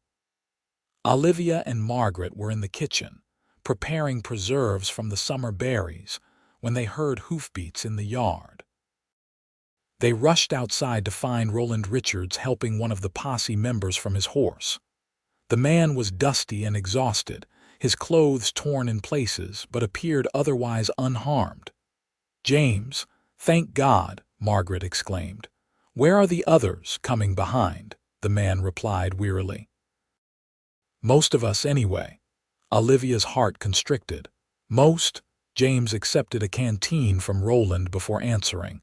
"We found Hanley's hideout just like we thought, but they were waiting for us. Had the high ground, plenty of ammunition." He took a long drink. "We lost Sam Wilson and Pete Cavanaugh in the first exchange. Marshal Donovan took a bullet in the shoulder, but he'll recover." "And the others?" Margaret pressed. "Tom, Vincent." "Tom's fine. Lawson." James hesitated, glancing at Olivia. "He took a bullet too. Caught him in the side as we were retreating." The world seemed to tilt beneath Olivia's feet. "Is he?" "He's alive," James assured her quickly. "Doc Jenkins is with him. They're moving slower, should be here by nightfall." Roland put a steadying hand on Olivia's arm. "Vincent's tough, Miss Keller, and Jenkins is the best surgeon in the territory." The hours until nightfall stretched endlessly. Olivia helped Margaret prepare food and bandages, grateful for tasks to occupy her hands if not her mind. As dusk fell, more riders appeared, among them Marshal Donovan with his arm in a sling. "Hanley got away," he reported grimly to Roland. "But we wounded several of his men and destroyed their main camp. They won't be operating at full strength for some time." Finally, as true darkness settled over the ranch, the last group arrived. Olivia rushed outside with Margaret and Roland, her eyes scanning frantically for Vince. He was there, riding double with another man, his face pale beneath its tan, one arm pressed tight against his side. When he saw Olivia, a tired smile touched his lips. "Told you I'd come back," he said as they helped him down from the horse. Olivia wanted to embrace him, to assure herself he was truly alive, but fear of causing him pain held her back. Instead, she walked beside him as Roland and another ranch hand supported him to the bunkhouse, where Doc Jenkins had set up a makeshift infirmary. "The bullet went clean through," Jenkins explained after examining Vince. "Missed anything vital, but he's lost blood and the risk of infection remains. He needs rest, clean bandages, and time to heal." "I'll stay with him," Olivia said, her tone brooking no argument. The doctor raised an eyebrow but nodded. "Very well. Change the dressing twice daily. Watch for fever or unusual redness around the wound." Margaret arranged for Olivia to stay in the ranch house's spare room, though Olivia spent most of her time at Vince's bedside in the bunkhouse. She had sent word to Mrs. Abernathy and Mr. Wilson explaining the situation, receiving understanding responses from both, along with permission to take the time needed. For 3 days, Vince drifted in and out of consciousness, sometimes lucid, other times lost in fever dreams where he called out names Olivia didn't recognize. She bathed his forehead with cool cloths, changed his bandages, and coaxed him to drink broth when he was awake enough to swallow. On the fourth day, the fever broke. Vince awoke properly, his gray eyes clear as they focused on Olivia. "You're still here," he murmured, voice rough from disuse. "Where else would I be?" Olivia replied, relief washing through her. Vince's hand found hers, fingers intertwining. "I dreamed about you, couldn't tell what was real and what wasn't, but you were always there. I was, and I will be." Olivia squeezed his hand gently. "You gave me quite a scare, Vincent Lawson. Not my intention, I assure you." A shadow crossed his features. "Hanley escaped, but his gang is scattered. Marshal Donovan believes they'll move on to easier territory now that Boys has shown it will fight back." Vince nodded, seeming satisfied with this outcome despite its incompleteness. "Good enough for now." Recovery was slow but steady. Within a week, Vince was able to sit up for short periods. By the second week, he could walk briefly with assistance. Throughout this time, Olivia remained at the Double R, returning to Boys only once to collect fresh clothing and reassure her employers in person that she would return when Vince was sufficiently recovered. It was during this period of convalescence, with its enforced intimacy and quiet conversations, that their relationship deepened beyond what conventional courtship might have allowed. They spoke of fears and regrets, of hopes and dreams, of their pasts and a possible shared future. One evening, as they sat on the ranch house porch watching the sunset, Vince broke a comfortable silence with an unexpected question. "You ever think about having a family of your own?" Olivia glanced at him, surprised by the directness. "I did once, before my mother died. It seemed the natural course of life: marriage, children, a home." She traced patterns on the armrest of her chair. "After we came west, it became less certain. Isolated as we were, the chances seemed remote. And now," she met his gaze steadily, "now I think about it again." Vince nodded slowly, his expression thoughtful. "I never thought I'd have a family.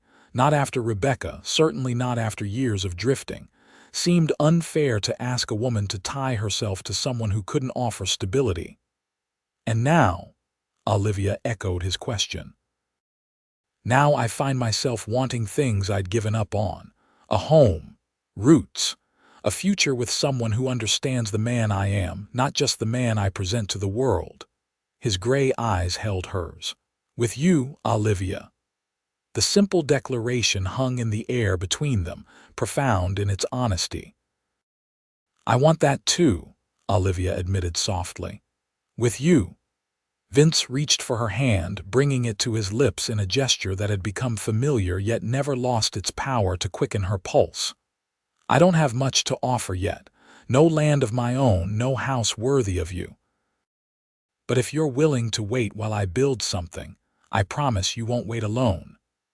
Olivia recognized the proposal within his words, not formal, perhaps, but sincere and true to the man he was.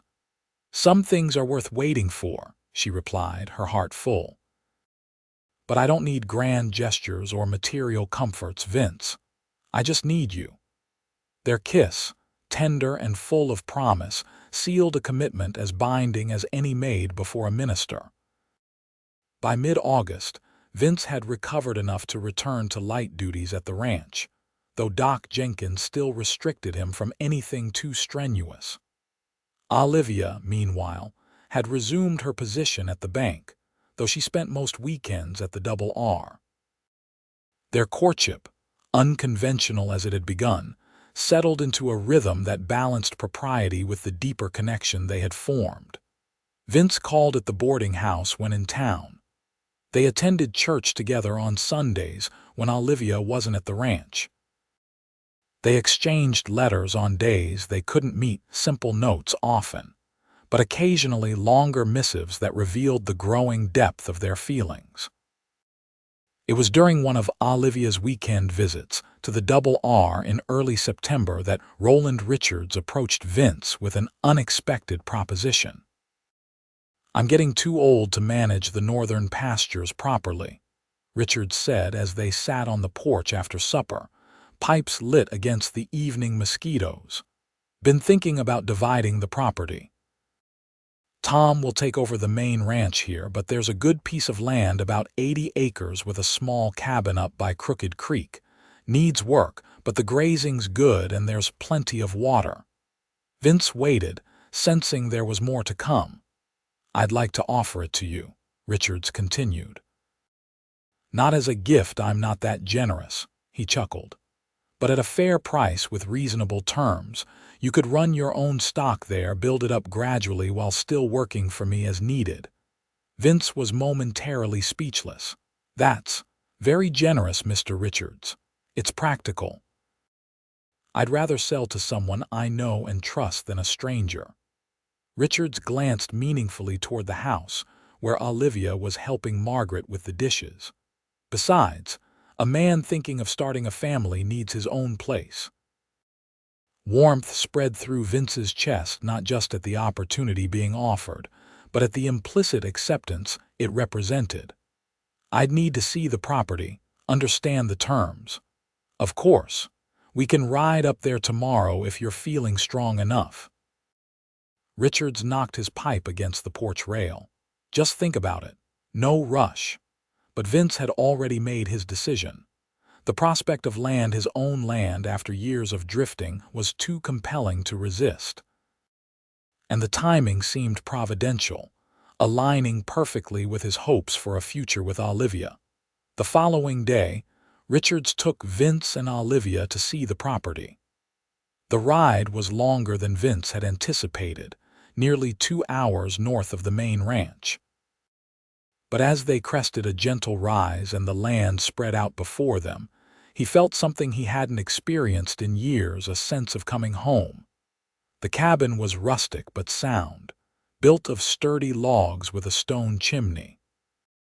A small creek meandered across the property, widening into a pond near a stand of cottonwoods.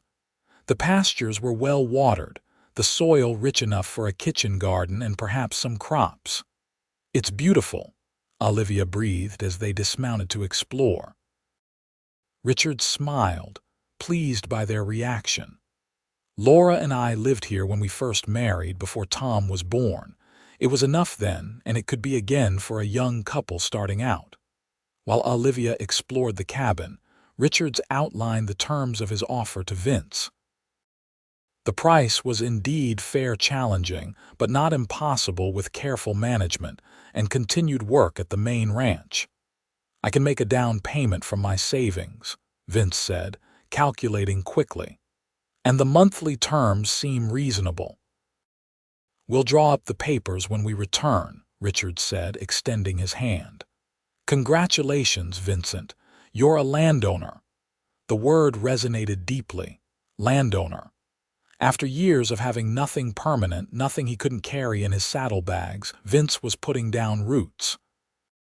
When Olivia emerged from the cabin, he shared the news, watching her face light with joy. "It needs work," he cautioned. "The roof will need patching before winter and the interior is basic at best." "It's perfect," Olivia insisted. "A place to build from, to make our own, our own." The simple phrase contained volumes of meaning, a shared vision of the future that had seemed impossible just months ago, when he'd pulled a desperate woman from the Snake River. That evening, after they had returned to the main ranch and the papers had been signed, Vince and Olivia walked alone beneath a sky ablaze with stars. The September air held a hint of autumn crispness, a reminder that seasons were changing in nature and in their lives. "I have something to ask you," Vince said as they paused beside the corral fence. "Something I should have asked properly before." Olivia turned to face him, moonlight silvering her auburn hair. "Yes." Vince took both her hands in his expression earnest. "Olivia Keller, you crossed a river with nothing but hope, and somehow found me waiting on the other side. Every day since has been a gift I never expected." He took a deep breath. "Would you do me the honor of becoming my wife?" Tears glistened in Olivia's eyes, catching the starlight. "Yes, Vincent Lawson. With all my heart, yes." Their kiss beneath the vast Idaho sky sealed a promise born of courage, chance, and the mysterious workings of fate that had brought them together against all odds. The wedding took place on a clear October day, the aspen trees surrounding the small boys' church ablaze with golden leaves. It was a modest affair by some standards, but rich in genuine goodwill from the community that had embraced both Olivia and Vince. Mrs. Abernathy, stern as ever, had surprised Olivia by helping to alter a wedding dress, donated by Margaret Richards, a simple but elegant gown of ivory satin that had been packed away since Margaret's daughter had worn it 5 years earlier.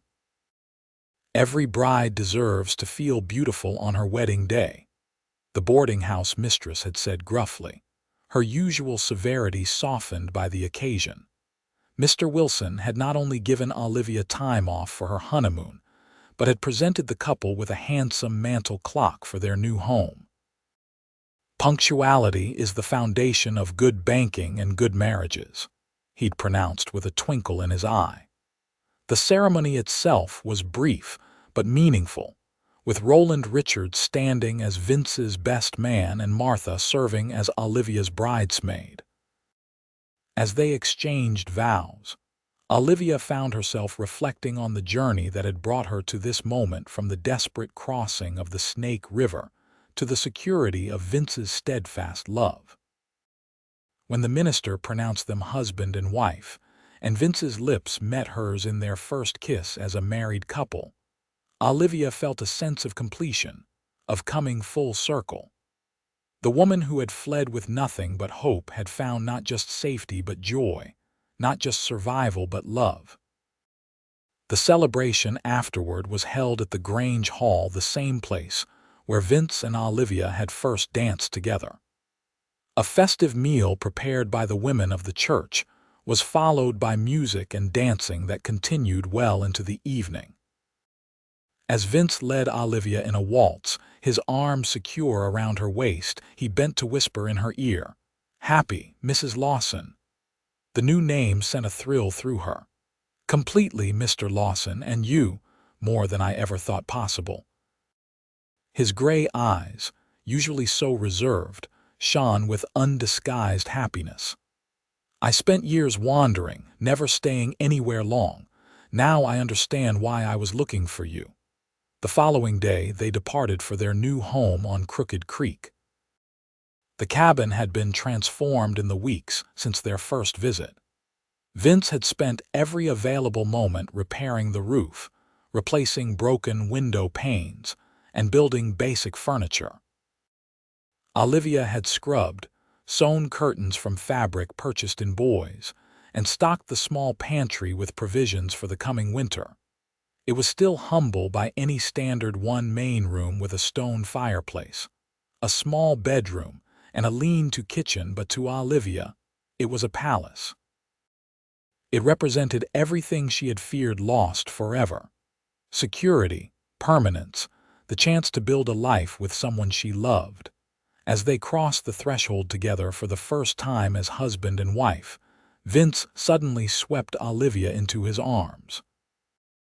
"Tradition," he explained with a smile, carrying her into their home. Olivia laughed, wrapping her arms around his neck. "Be careful of your side, you're not fully healed."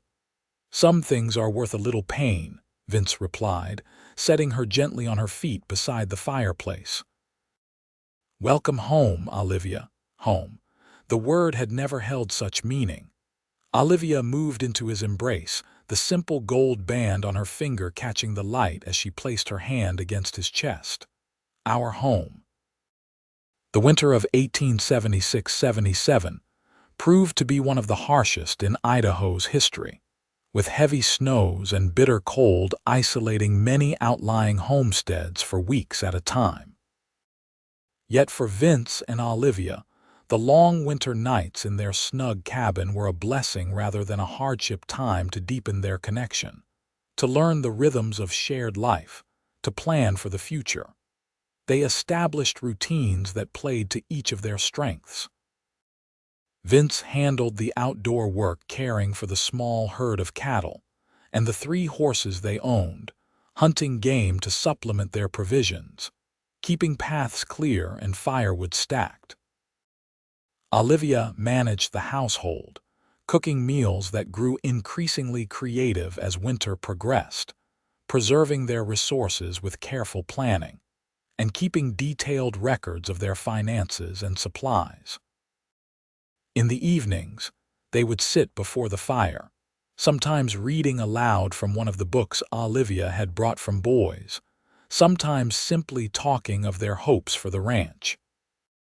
Vince spoke of breeding quality horses, not a large operation, but selective, focusing on sturdy, intelligent animals suited to the demanding terrain of Idaho. Olivia dreamed of a garden come spring, perhaps chickens, and eventually children to fill the rooms they would add as the years passed. It was during one such evening in late February, as snow fell silently outside, that Olivia shared news she had been considering how to announce for several weeks. "Vince," she said, setting aside her mending, "I believe we may need to build that additional room sooner than we planned." He looked up from the bridle he was repairing, brow furrowed in confusion. "The bedroom is cramped, but it serves us well enough for now. I thought we'd agreed to focus on the barn first come spring." Olivia smiled, reaching for his hand. "I wasn't thinking of us exactly. Rather, I was thinking of who will join us around September." Understanding dawned slowly in Vince's eyes, then wonder, and finally joy so pure it transformed his features. "A baby! You're certain?" Olivia nodded, her own happiness reflected in his reaction. "As certain as one can be." "I've suspected for a while, but wanted to be sure before telling you." Vince set aside the bridle and moved to kneel before her chair, his hands gentle on her still flat abdomen. "A child," he whispered, awe in his voice. "Our child." The tears that filled his eyes matched those in Olivia's own. After so much loss, so much uncertainty, this new life represented hope in its purest form, the promise of family, of legacy, of love extending beyond themselves. Vince pressed a reverent kiss to her belly, then rose to capture her lips with his. "Thank you," he murmured against her mouth. "For crossing that river, for finding me, for making me whole again." As winter gradually released its grip on the land, Vince and Olivia prepared for both spring's renewal and the child who would join their family in the waning days of summer. Vince worked tirelessly to expand the cabin, adding a proper bedroom and a small nursery adjacent to the main room. Olivia planted a kitchen garden as soon as the ground thawed, her expanding waistline a visible reminder of their growing family. News of the pregnancy was met with delight in boys. Mr. Wilson arranged for Olivia to continue working at the bank until midsummer, with the understanding that her position would be held for her should she wish to return later. Mrs. Abernathy and the boarding house ladies organized a baby shower, presenting Olivia with handmade quilts, tiny clothes, and practical items for infant care. Margaret Richards proved especially supportive, visiting often to share advice and experience from raising her own children. "Motherhood changes everything," she told Olivia during one such visit. "In the best possible way, but it does require adjustments. Don't be too proud to ask for help when you need it." As summer progressed, Vince's protective instincts intensified. He insisted on accompanying Olivia whenever she traveled to town, arranged for a young woman from a neighboring farm to stay with her when he needed to work at the main ranch, and spent hours crafting a cradle from pine harvested on their land. Olivia, for her part, prepared for motherhood with the same practical determination. she brought to all challenges. She read every available book on childcare, stored away knowledge shared by the experienced mothers in their community, and focused on maintaining her health despite the discomforts of pregnancy in the summer heat. By August, the ranch had been transformed by their joint efforts. The cabin was now a proper home, modestly furnished but welcoming. A small barn housed their growing herd, and the horses Vince had begun training. The garden flourished, providing fresh vegetables for their table and preserves for the coming winter. More significant than these physical improvements was the change in Vince himself. The restless drifter had become a man firmly anchored to home and family, his natural competence now directed toward building something lasting. The shadows of past regrets still visited occasionally. Olivia would sometimes find him staring into the distance, expression troubled, but they no longer defined him. Their child arrived on a golden September afternoon, after a labor that tested Olivia's endurance but never her resolve. The midwife, Mrs. Richards, had recommended guided her through each stage with calm efficiency, while Vince paced anxiously outside until the first cries of new life filled the cabin. "A son," the midwife announced, placing the squalling infant in Olivia's arms. "Strong and healthy." When Vince was finally allowed to enter, the sight of Olivia cradling their child exhausted but radiant brought him to his knees beside the bed.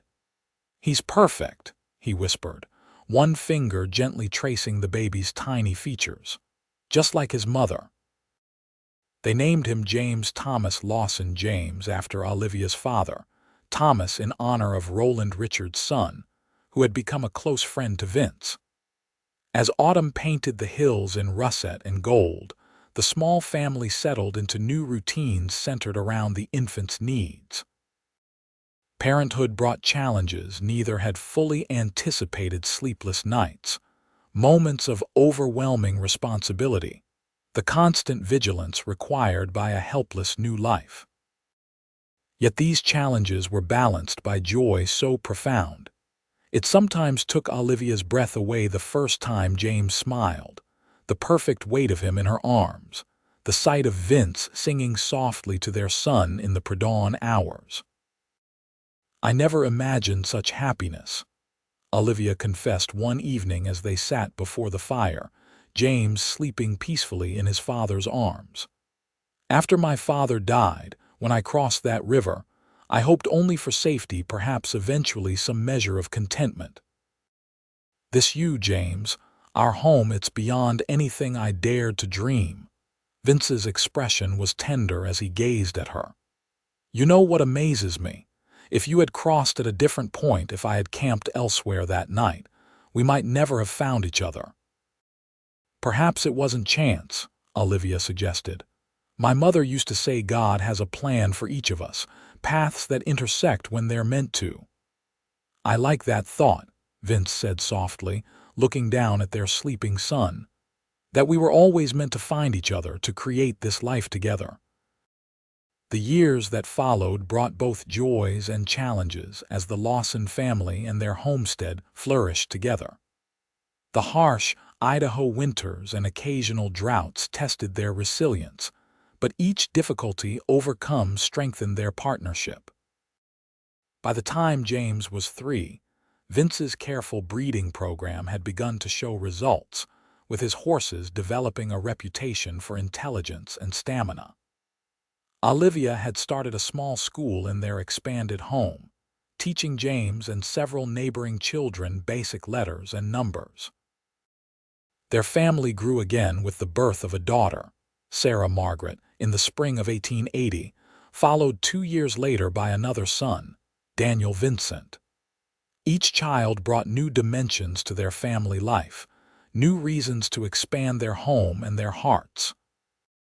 Boys, meanwhile, continued to grow and prosper as Idaho moved toward statehood. Vince and Olivia maintained their connections to the town, attending church there regularly and participating in community events. The bank where Olivia had first found employment now occasionally consulted her on bookkeeping matters, recognizing her natural aptitude for finance.